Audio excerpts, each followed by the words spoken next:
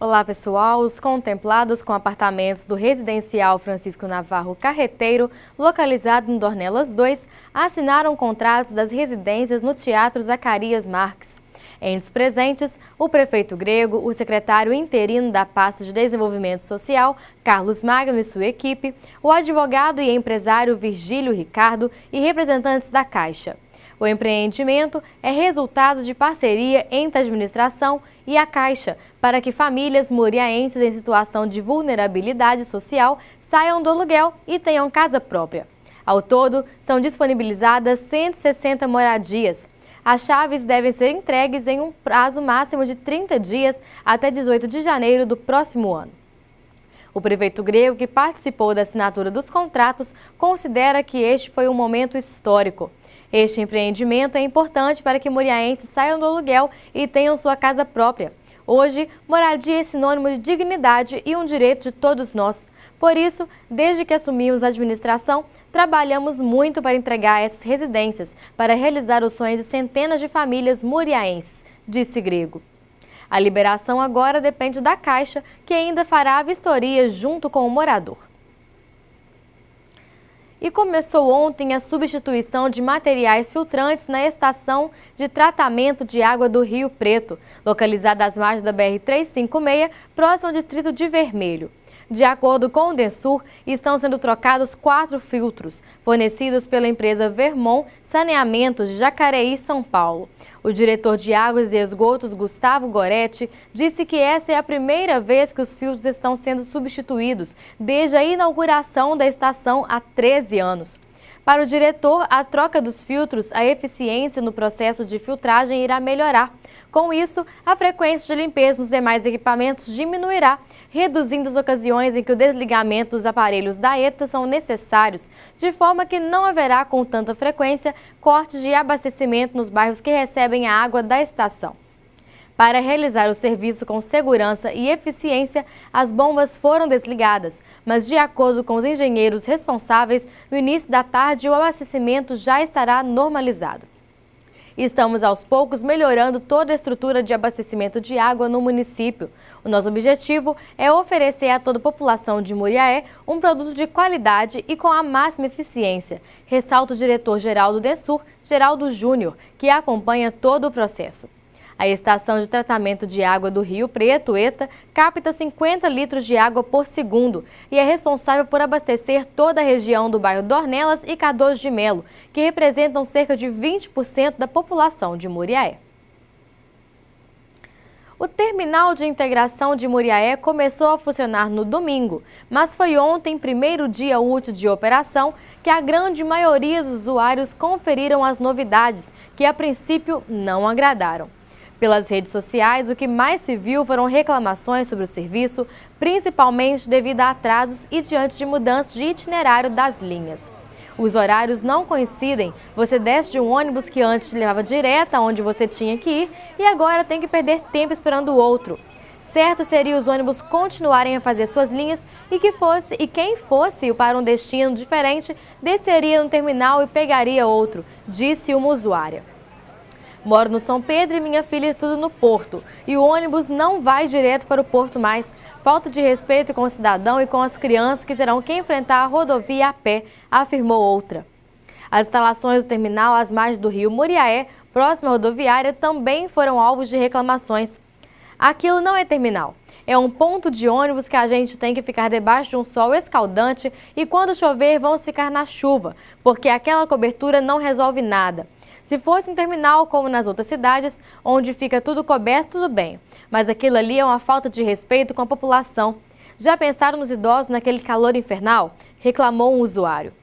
Vale lembrar que o terminal de integração de Muriaé está funcionando em caráter experimental e que mudanças, melhorias ainda podem ser feitas pelos responsáveis. Diante das inúmeras reclamações que foram surgindo durante o dia, os usuários do transporte coletivo se reuniram em um grupo de WhatsApp e combinaram uma manifestação no terminal de integração. Uma petição online também foi criada e pede a volta do horário antigo dos ônibus, bem como o itinerário antigo. A Prefeitura de Muriaé realiza no dia 21 de dezembro de 2017, a partir das 13 horas, no Centro Administrativo, um leilão de bens especificados no edital de número 01/2017, através do leiloeiro oficial Fernando Caetano Moreira Filho. São 22 bens entre veículos, incluindo automóveis e caminhões, rolo compactador, compactador de lixo, cabines de informação, sucata ferrosa e sucata de material de informática.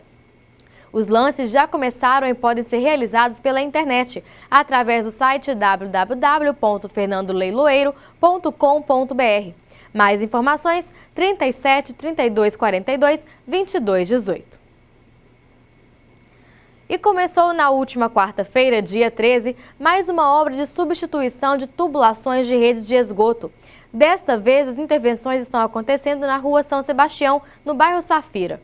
Estão sendo substituídas manilhas antigas de cerâmica por tubos de PVC altamente resistentes.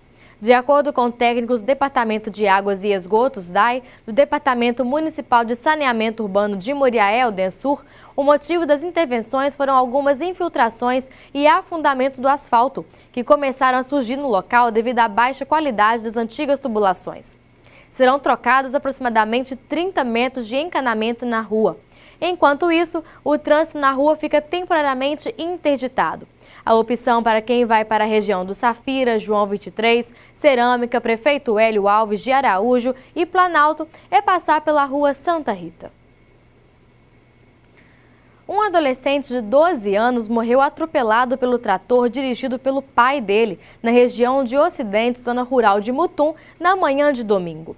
O pai relatou à polícia militar que conduzia o trator tracionando uma carreta com tambores de leite. O filho estava dentro do trator ao seu lado. O veículo afundou em um buraco. Com um movimento brusco, a vítima caiu ao solo, sendo atropelada pela roda traseira do trator. O adolescente ainda foi socorrido para o pronto-socorro da cidade pelo pai dele. Ele sofreu diversos traumas na região da cabeça e chegou sem vida ao pronto atendimento. A perícia da Polícia Civil fez levantamentos no local do acidente.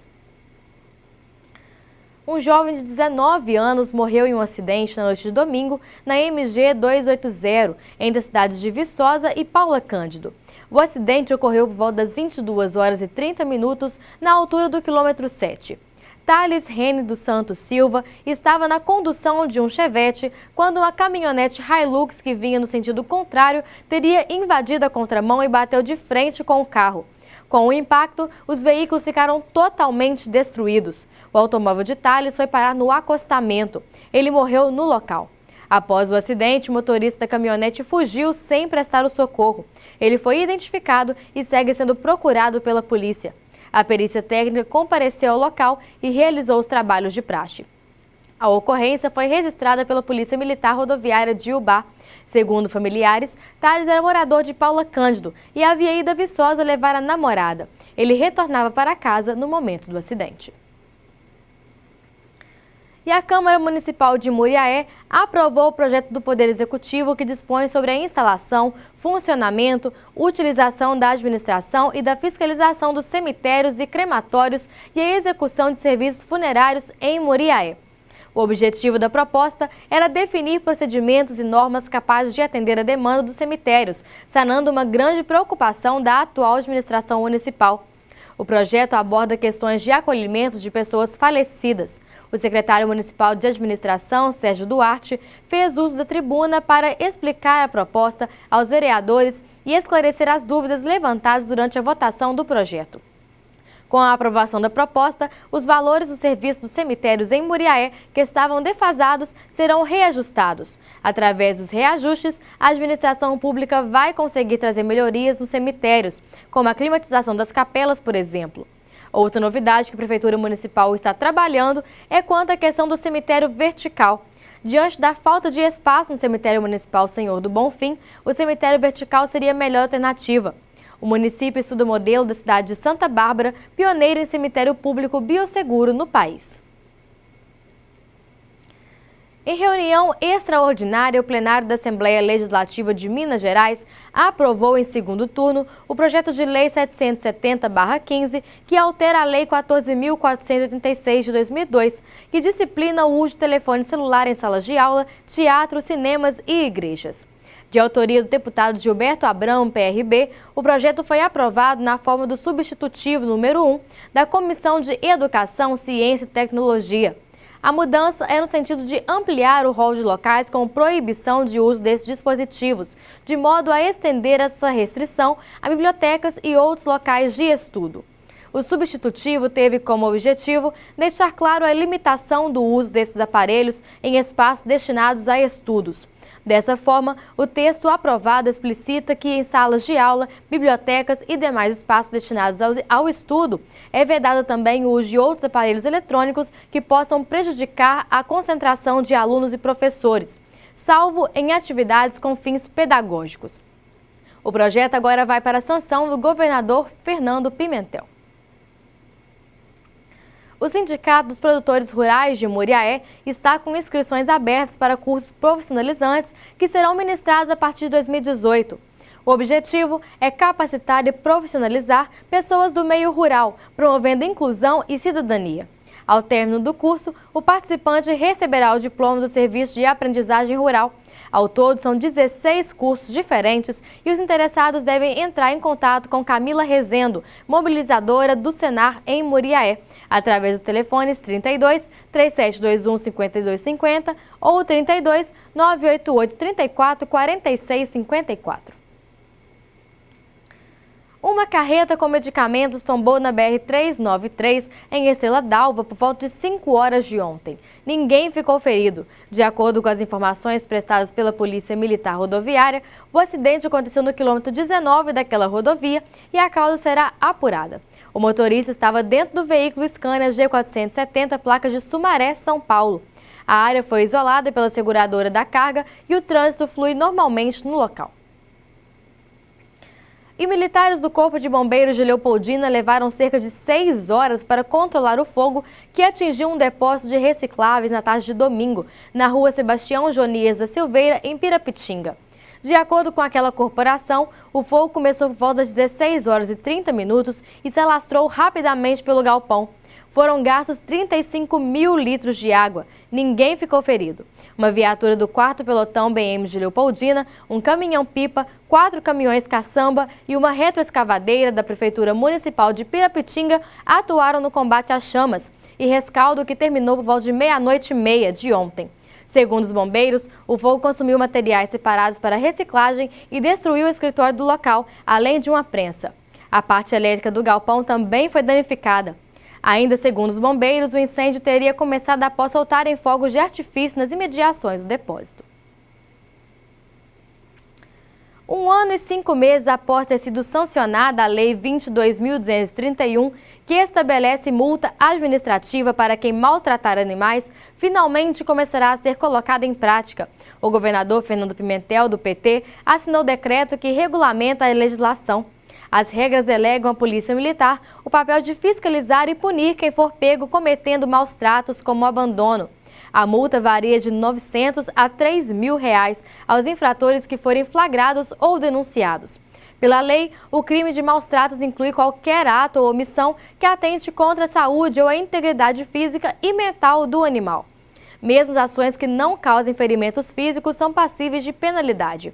O autor da Lei 22.231, deputado estadual Noraldino Júnior, PSC, comemorou a regulamentação e ressaltou a importância da capacitação dos policiais militares para a efetividade da legislação.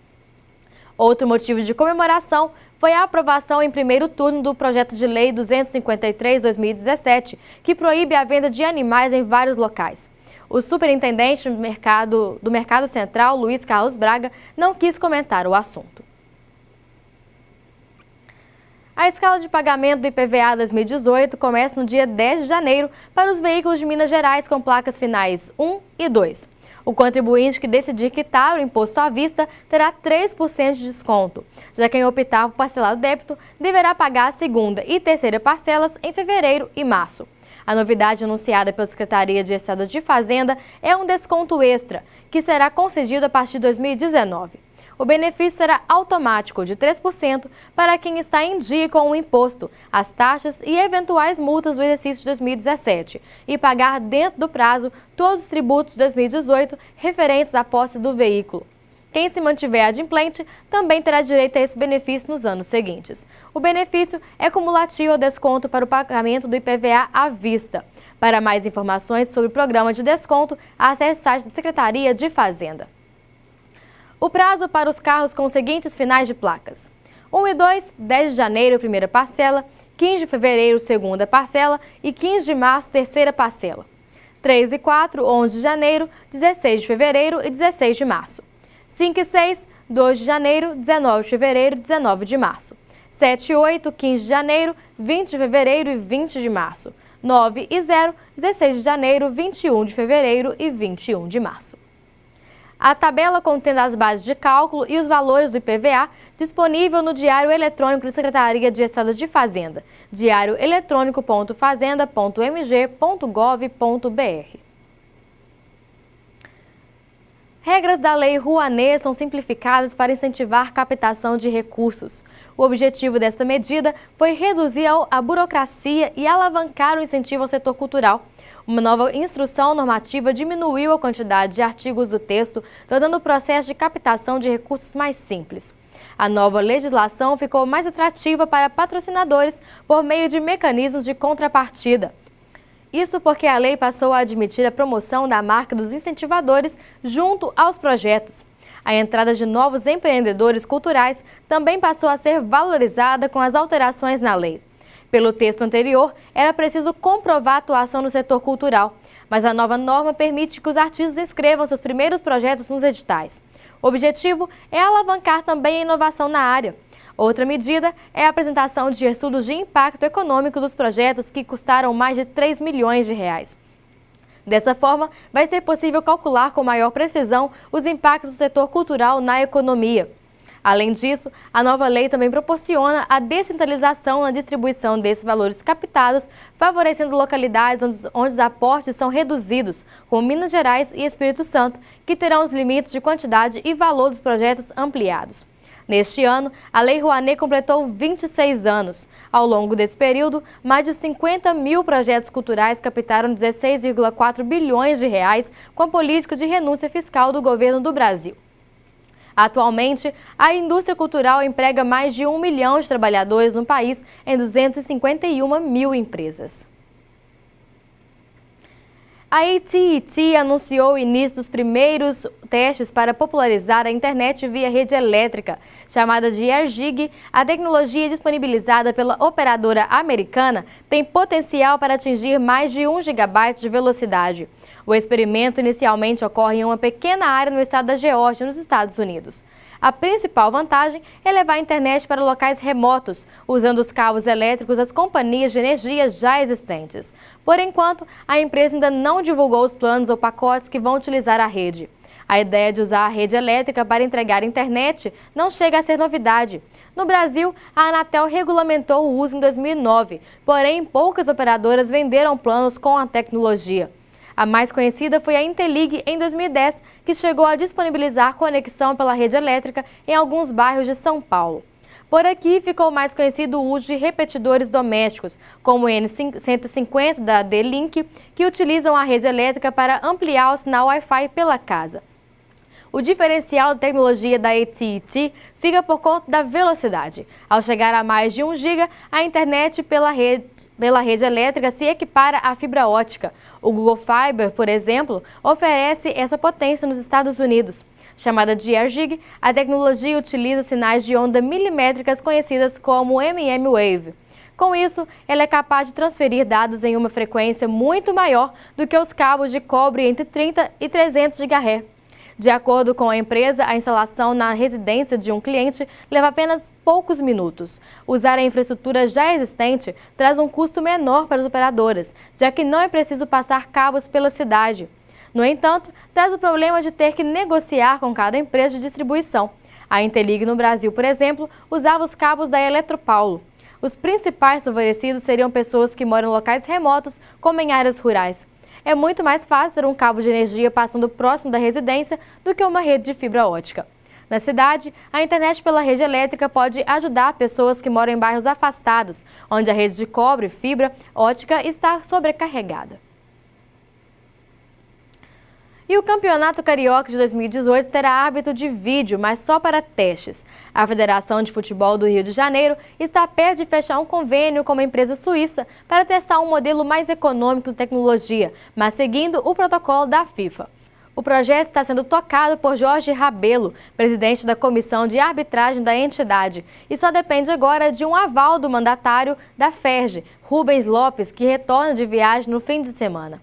O teste deverá ser feito nas partidas decisivas da competição, 10 no total, ao custo para a entidade de 5 mil por jogo, mais passagens e alimentação para a equipe de operadores.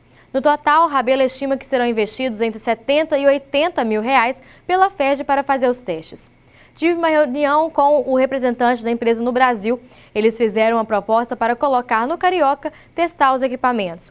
As câmeras deles não são essas de TV. No início do ano, estiveram na Granja Comaria apresentando, só que não foi em um jogo em si, simularam situações. Rabelo explicou que a tecnologia não será utilizada já para corrigir eventuais erros da arbitragem nos jogos, porque é preciso aprender. A grande verdade é que querem efetivamente aprender. Então, a primeira condição que ficou estabelecido é que os testes serão offline, ou seja, não vão interferir no jogo. Todos os problemas que têm ocorrido com o VAR, e são muitos, até colocando o experimento em risco, são em função de estar sendo negligenciado o teste offline. Alguns países fizeram, mas antes do protocolo da FIFA. Como eles querem aprender, e nós também, definimos offline e isso reduz bastante o custo dos jogos. Só não está 100% aprovado porque a palavra final é do presidente da FERJ. O presidente da Comissão de Arbitragem da FERJ contou ter recebido outra proposta de uma empresa nacional, já para implementar a tecnologia e colocar em pleno funcionamento no Carioca a um custo semelhante às estimativas da CBF, o que seria bem superior ao valor dos testes. A partir de 2019, se decidir usar online, aí vamos ver como a FERJ vai tratar a questão. Tivemos proposta de uma outra empresa nacional, mas para já fazer online. E o custo era aproximadamente o custo da CBF, que estimou 30 mil por jogo. Essa empresa nos mandou um custo de 28,7 mil por jogo. No Carioca você tem 126 partidas. Acredito que ficaria entre 5 milhões e 6 milhões. O VAR veio para ficar, só precisamos ter bastante prudência. A ideia é analisar os resultados após o fim do Carioca e debater a implementação da tecnologia para entrar efetivamente em operação no campeonato de 2019. Rabelo afirma que o equipamento usado pela empresa suíça tem um custo inferior e possivelmente conseguirão fazer um orçamento abaixo dos 30 mil por jogo. Ao final da competição, vamos apresentar um resumo à empresa e à FERJ para vermos efetivamente o que aconteceu. Vão posicionar nos mesmos pontos que ficam as câmeras da FIFA. O equipamento é que será outro. De equipamento é algo em torno de 350 mil investidos pela própria empresa e o custo para a FERJ é muito baixo. Eu acho que vale a pena. Todo o custo desses testes serão da FERJ, caso o presidente aprove.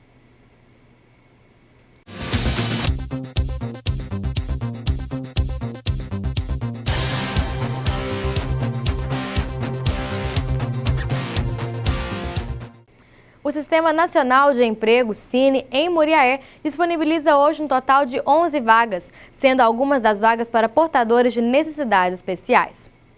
Uma vaga para ajudante de chapeiro, lanches, não precisa de experiência. Uma vaga para atendente de balcão, padaria, obrigatória experiência como balconista de padaria. 2 vagas para auxiliar de mecânico de caminhão, obrigatória experiência na carteira. 2 vagas para costureira, pespontadeira. Uma vaga para gerente de produção de confecção. Uma vaga para manicure. Uma vaga para mecânico de automóvel, obrigatória habilitação AB. Uma vaga para mecânico de caminhão, obrigatória experiência na carteira. E uma vaga para vendedor interno, obrigatória experiência na carteira com vendas. Para se candidatar a uma vaga na unidade de atendimento do SINE, o interessado deve levar CPF, cartão do PIS se possuir e carteira de trabalho e previdência social. O endereço do SINE de Muriaé é na Avenida Juscelino Kubitschek, 1337, dentro do posto da UAI, unidade de atendimento integrado. Interessados devem comparecer ao SINE ou podem se inscrever pela internet no link que aparece aí na sua tela.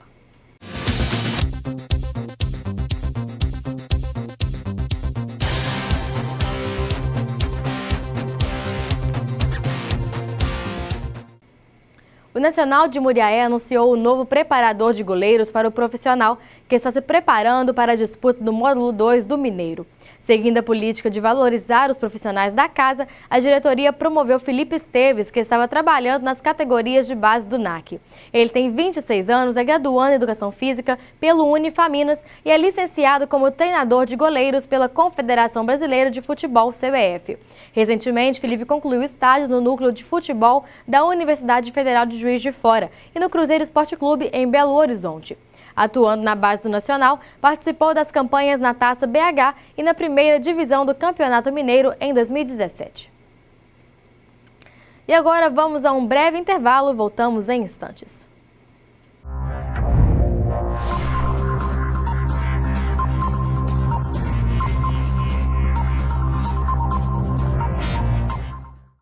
E agora vamos ao giro policial.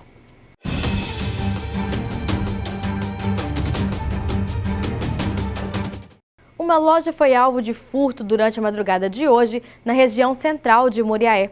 Por volta das 3h30, a polícia militar foi acionada e compareceu à rua Pascoal Bernardino, onde a porta de vidro de uma loja estava estilhaçada. A equipe policial conseguiu contato com o proprietário da loja, que reside fora da cidade. Ele fez contato com uma funcionária que foi até o local para verificar a situação. Foi constatado o furto da quantia aproximada de R$ 120. A PM recebeu informações sobre um suspeito e realizou rastreamento, porém sem êxito. E um adolescente de 17 anos foi apreendido na noite de ontem suspeito de tráfico de drogas no bairro São Pedro, em Muriaé. Por volta das 22 horas, a Polícia Militar recebeu denúncia anônima, dando conta de que na entrada do bairro, na rua Maria Conceição Sabino, havia um indivíduo comercializando entorpecentes. Uma equipe policial foi ao local e deparou com o suspeito, já conhecido no meio policial. Ele tentou evadir e colocou algo na boca, mas foi perseguido e abordado, vindo a cuspir 2 invólucros de cocaína. Com abordados, os policiais ainda encontraram a quantia de R$ 312. O adolescente foi apreendido e conduzido à delegacia de polícia, sendo acompanhado por seu genitor. Um homem de 34 anos foi preso na tarde de ontem na cidade de Muriaé por volta de 17h30. O autor foi até o posto da unidade de atendimento integrado, na UAI, para registrar uma ocorrência de perda de documentos.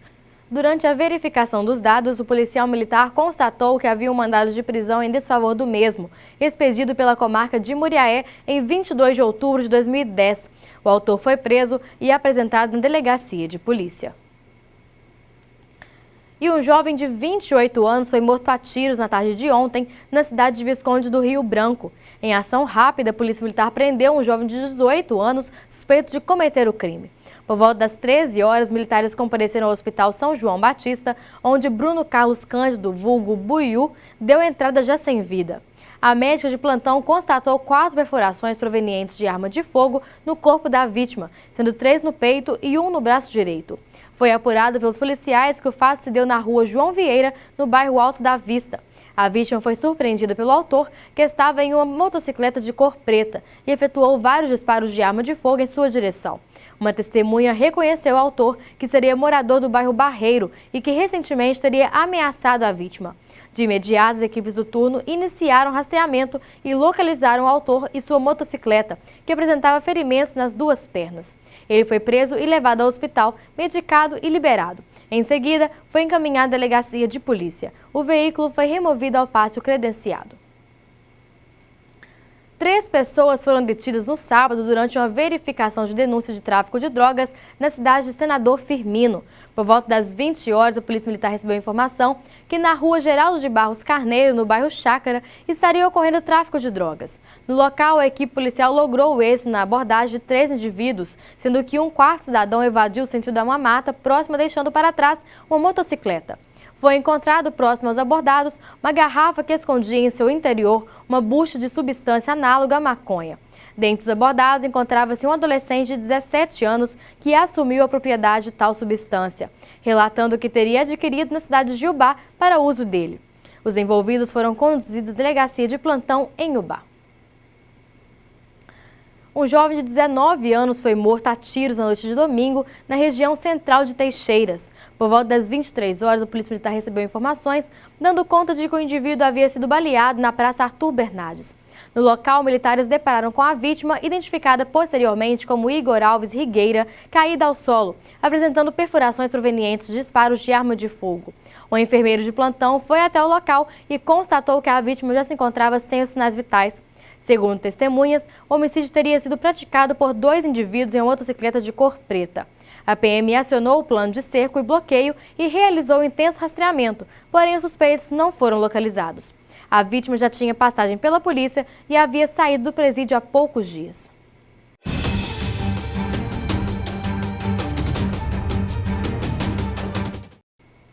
E Notícias da Hora termina aqui. E você pode entrar em contato com a nossa redação pelos telefones 3729-7048 e 3729-7094.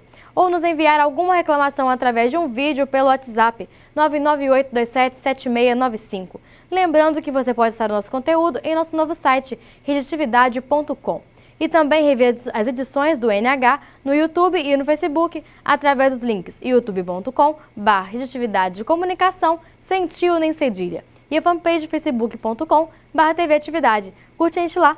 Outras informações você encontra aqui e no site dos nossos parceiros. Boa noite e até amanhã.